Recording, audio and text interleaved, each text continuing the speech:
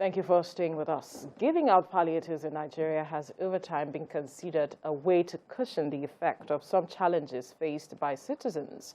Top for Nigerians at this time is the hardship brought on by the removal of petrol subsidy that has resulted in the hike in petrol pump price and its spiraling effect on other commodities and services such as cost of food items and transportation.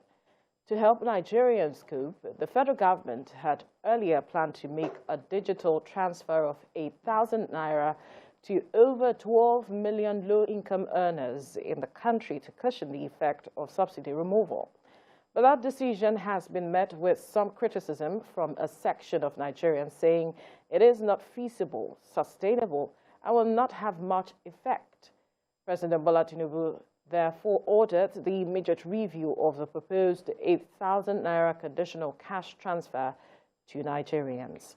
Well, joining us in the studio to discuss more is strategy consultant and public affairs analyst Kenny Adenugba. Good morning. Good morning. Thank you for joining us. Thank you for having me today. Right. And also is lawyer and public affairs analyst Omori Edogiawere. Good morning. Thank you for joining us. Now, when this message of 8,000 naira palliative came, I wonder how it came to you. Let me start with you, Kenny, because the president had initially said that he was going to ensure that the palliatives that will be given will reflect the current realities on the ground.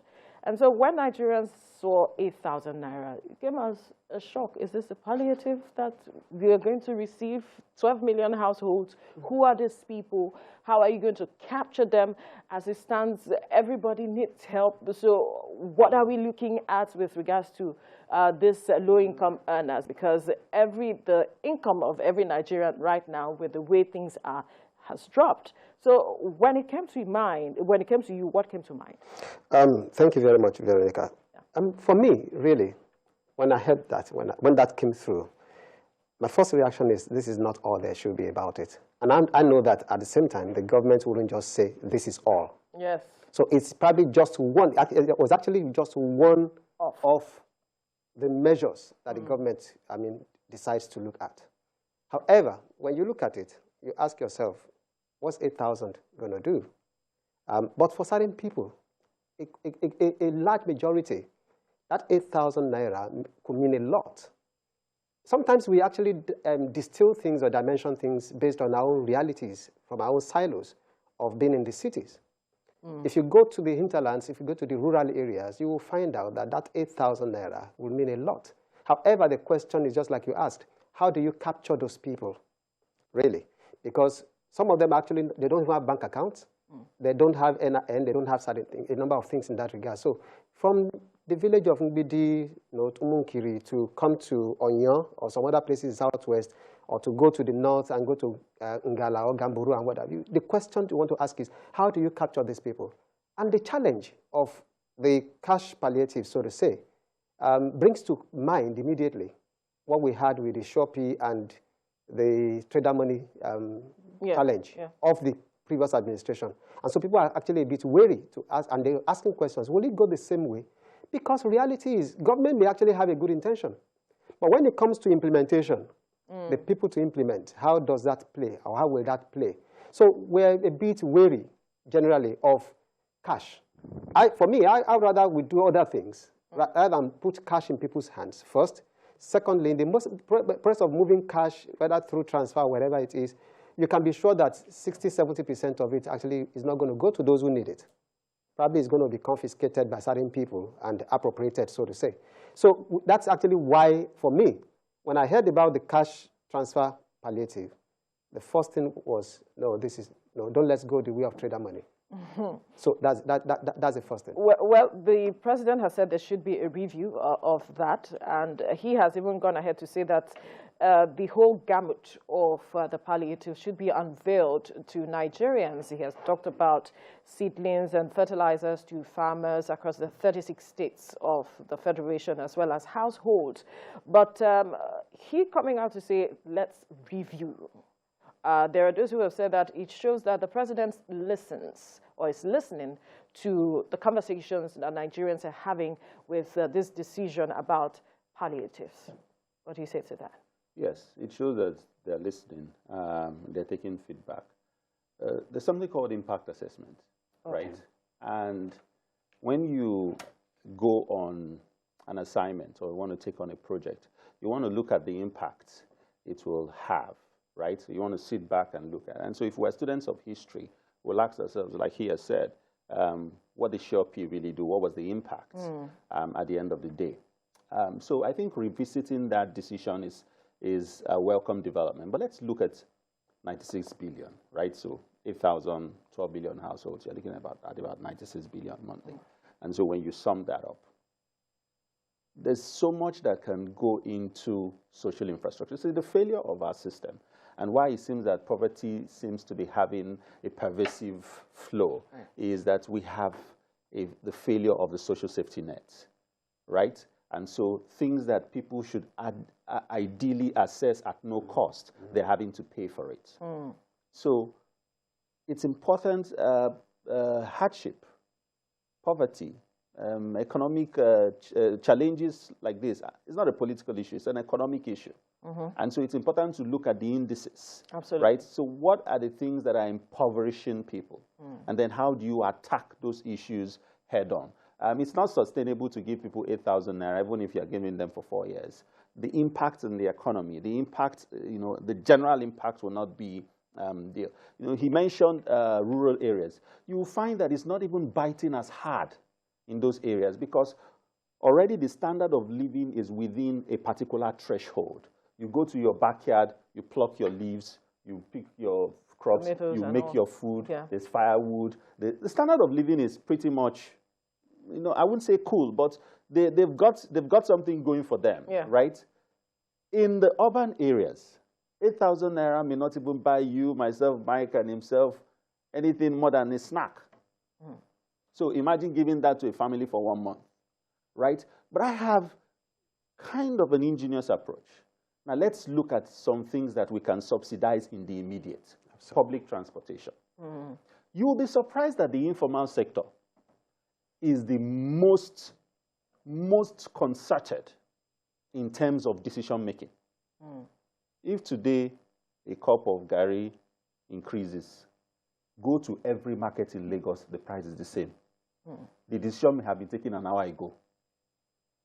So sit down with those people and have a price standardization approach. First of all, because we are having the cost of living skyrocketing arbitrarily.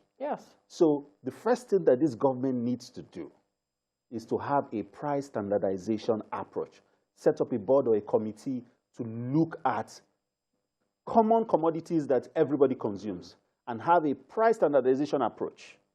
You can't go beyond this threshold. Now, what are the metrics upon which you're telling me? I asked my staff yesterday and I said to him, how much did it cost you to get to work? And over 200% increase in just 24 hours. What are the metrics for that increase? Because if you don't look at those issues, even if you increase minimum wage to 100,000 naira, we're having inflation, right? So it will crash. So you need to standardize pricing. In the immediate, you need to subsidize public transportation. You'll be shocked that all the parks, they have a central control system. Absolutely. So what do you need to do? Sit down with the leaders of these parks and say to them, what's your threshold? 500 naira from Obalende to Oshodi or whatever. Okay, subsidize to 300 naira. And we will set up a system where we can match that cost by 200. Then the average person whose pocket is bleeding because he's paying ×2 and ×3 because of these increases will begin to feel a breather. Standardize the cost of living. Standardize, subsidize public transportation. We saw on the TV yesterday, people were trekking, right? Look at the roads. The roads are free.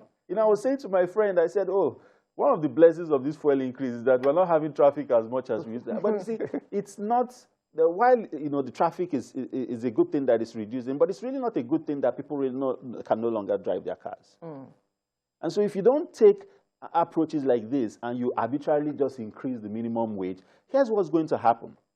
So where there is an issue like this, what happens to the average businessman is that he increases his cost in order to balance himself out. The actual end people who feel the brunt more are the working class, those who really do not have any factor of production. So what they do is that they spend what they earn. And so you now have to subsidize for those people. And for people in the rural areas, access to certain key amenities will help, right? I do not believe that 8,000 naira can do anything. And I think that it's something that should be, you know, we should move beyond giving money, but putting measures in place that can make money valuable. Interesting. We hear there's going to be a meeting today with governors, and we hope to see what they will come out with at the end of the day. If you look at the papers this morning, Kenny, we are seeing business operators panicking. They are afraid of a shutdown, job losses. In fact, the Manufacturers Association of Nigeria had mentioned at the first time that if care is not taken, they were going to leave Nigeria to do businesses because the environment was no longer encouraging for their businesses to thrive. How should the government address this businesses? Because we're looking at every sector of the society that has to be captured. Everyone needs help, not just low-income earners as it stands. Absolutely. Now, you see, he mentioned something about social engineering and understanding the social factors on ground. Before now, a number of manufacturing concerns actually had moved out. Absolutely, yeah. In the last few years. And so if you're talking about now, it's just more precarious. But I would say something, which is what I've told a few people. If you don't bleed, you won't heal. That's the reality. If you do not bleed, you already have boil and you have pus. You press out the pus. If he does not bleed, you can heal. So the challenge is it's gone so bad that we all have to understand that at this point, it's no longer the same. We cannot have a state-subsidized economy any longer. That's the truth.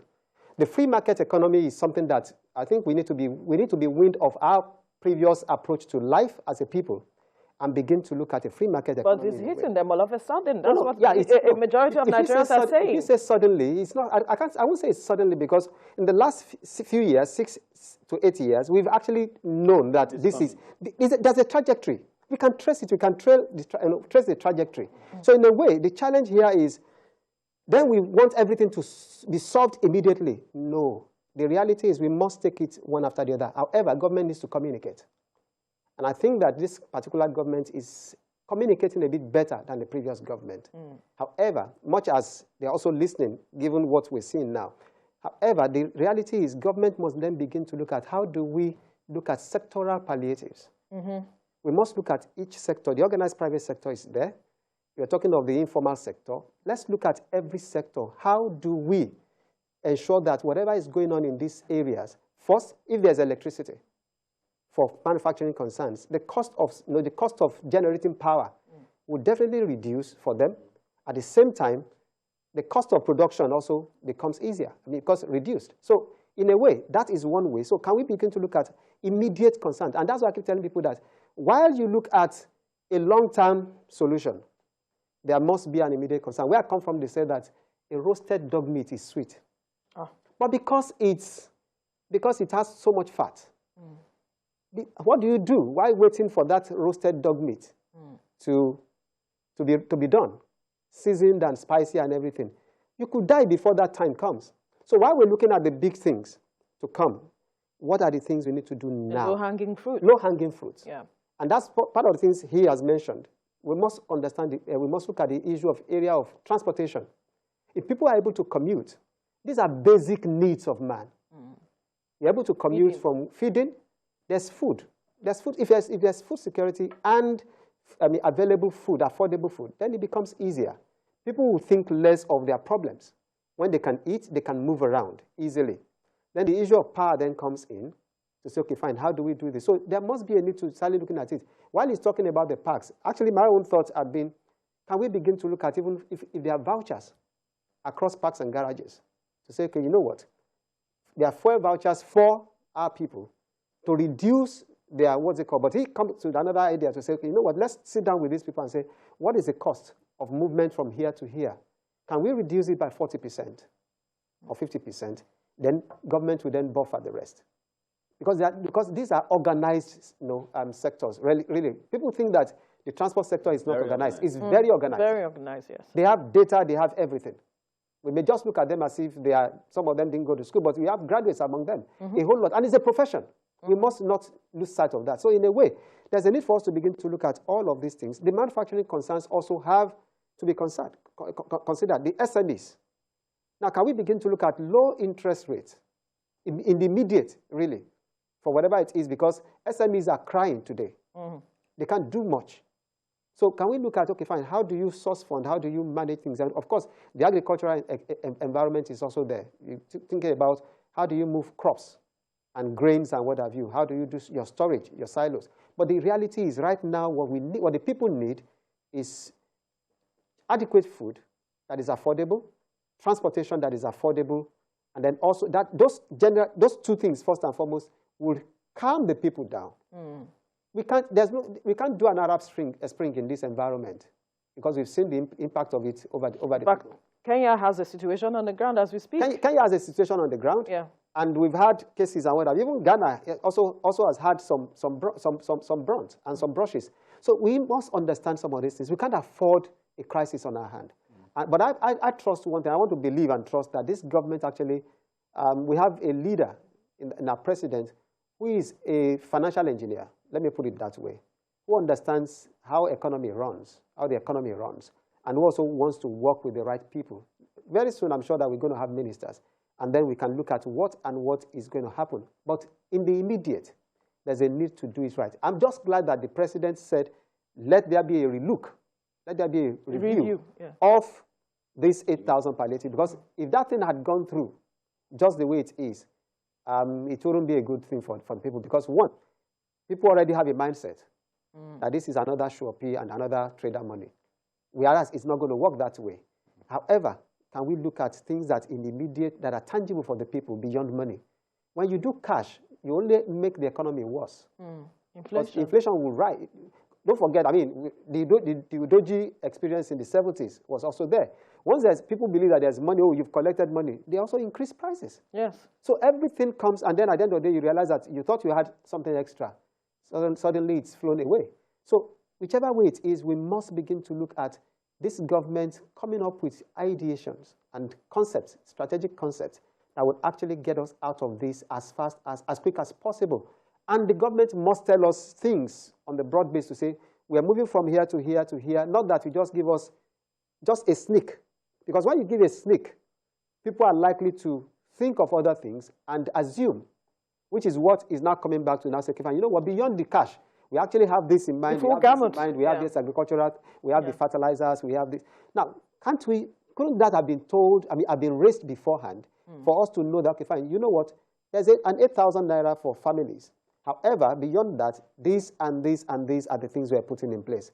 The reality is when it comes to the fuel matter that's cost a number of these things, the cost as at now, while it's biting all of us, the cost is higher in countries around us, naturally. Ghana is paying more. Cote d'Ivoire is paying about 1,000 naira if we have to convert it. And Niger, Cameroon, and whatever, they're paying more. Of course, now because also our fuel is not crossing the border as it used to be. So in a way, we must understand that, like I said earlier, it's a precarious situation we find ourselves in. We need to come out of it, and coming out of it is not a tea party. We will bleed. Not that we need to be, we will bleed. But I want to believe that in bleeding, we will also begin to heal. And that's why the former emir of Kano, SLA, Lamido Sanusi, said something. Sanusi said, if anybody said it before election, he said, if anybody comes to tell you that it's going to be easy and everything is going to be smooth, then please don't vote for that person, because either that the person is deceiving you or doesn't know what he needs to do or what is on ground. So we all know that things have gone so bad. So the question is, the government then needs to put measures in place, but we also need to be patient.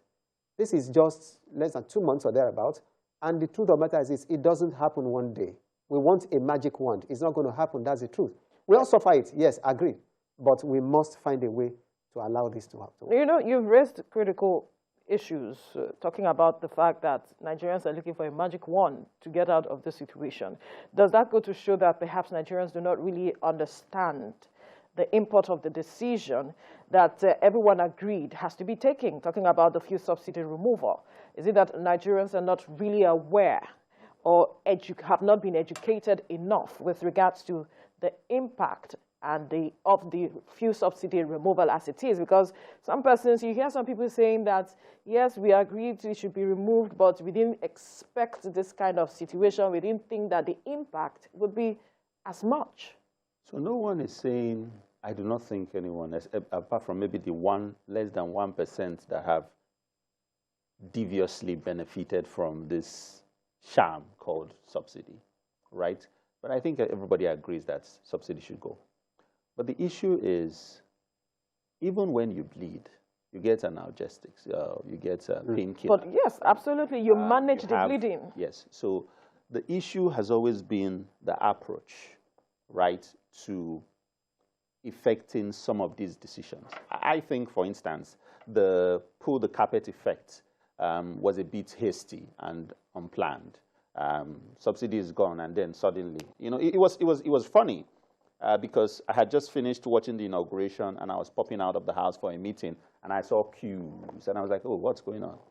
And the next thing said, oh, fuel is going up, so everyone is shutting down. You see, that's the opportunistic Nigerian behavior. We hear stuff. The next thing we do is that we immediately think of it in terms of how do we make more than we ideally should make? How do we capitalize on this information to make more money? Right? So it's a mindset, and it's not just government, right? It's a trickle-down thing, down to up, up to down. The people thing. Right? But the point is, what are the indices? What are the things in place to assuage the pain that will come? Like I said, if I know that transportation costs will not skyrocket because subsidy has been increased, even though I may have to pay more, but maybe just a little more, right? So you still have to, government has to subsidize. But just this time, the subsidizing will get to the end user. Right. The subsidizing will get to the actual consumer, the person who is going to be the one spending the money, right? And like you said, it's a multi-sectoral approach. Absolutely. You have to look at lower class. I even say, look, the middle class is lost. Absolutely. The middle, so you have the rich and the poor. So and, you know, it's very easy to just switch with the way things are. Right. But now let's look at the organized private sector, the unorganized private sector, the semi-formal and the formal sectors, and look at what level of palliative would you give them, right? For instance, I think that there should be a general tax holiday. Right. For how long? For the next maybe 3 months, right? You see, when you say let the people breathe, right? I wouldn't even say poor. Let everyone breathe. Just give a tax holiday, right? For the informal sectors, say to them, like, you know, apart from subsidizing transportation, all the park fees that they pay for the next 2-3 months, cut that out, right? And then you see, the problem we have is that impact assessment is very poor. Have a clear roadmap to monitoring the impact or effect of these measures. For the private sector, give them certain tax rebates, give them certain reliefs, right? So that they can use the funds from this relief to serve as a buffer.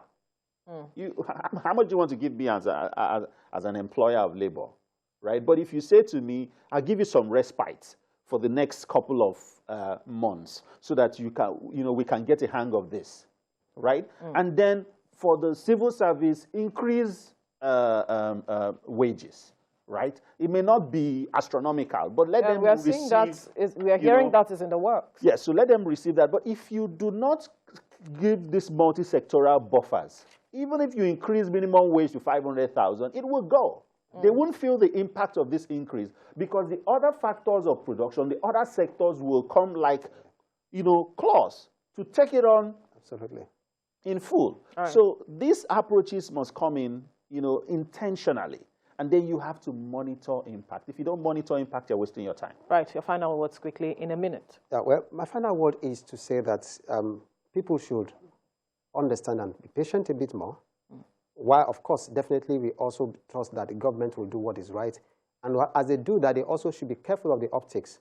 You can't tell people to go lean, and then you all over the place being flamboyant and extravagant. I think government also needs to look at that optics, so that whatever it is, everybody can see that government itself is also looking at their own, how it impacts on them. Right. And then people can be, it's easier then to trust government when they are not all over the place blowing sirens and wearing agbada all over the place.